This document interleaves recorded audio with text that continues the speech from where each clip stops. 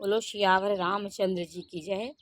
देखिए, नारद जी ने जब शाप दिया श्री हरि जी को, तो उन्होंने उस शाप को सिर पर चढ़ाकर हृदय में हर्षित हुए और प्रभु ने नारद से बहुत प्रकार से विनती की और कृपा निधान भगवान ने अपनी माया की प्रबलता खींच ली।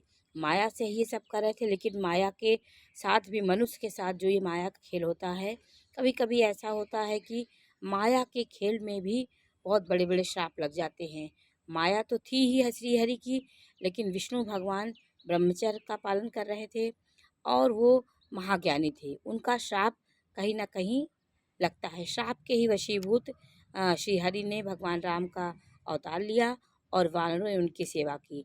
सब हरि माया दूरी करी और प्रभु ने सारी माया, भगवान ने श्री हरि ने जब वो माया जैसे ही उन्होंने हटा ली, तब लक्ष्मी भी वहाँ नहीं रही और विश्व मोहिनी भी वहाँ नहीं रही।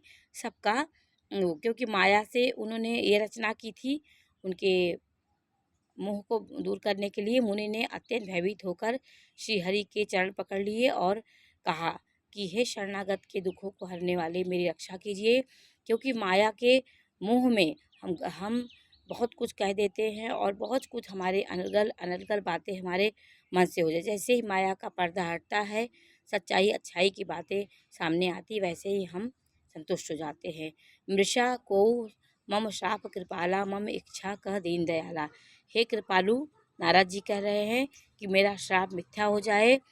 तब दीनों पर दया करने वाले भगवान ने कहा कि यह सब मेरी ही इच्छा से हुआ है। मुनि ने कहा, मैंने आपको अनेक खोटे वचन कहे, मेरे पाप कैसे मिटेंगे? क्योंकि माया से भ्रमित होकर के सब हो रहा था।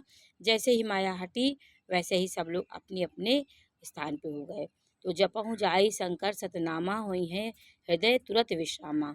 को नहीं शिव समान विप्र मोरे, असी परतीति तजहु जनी भोरे।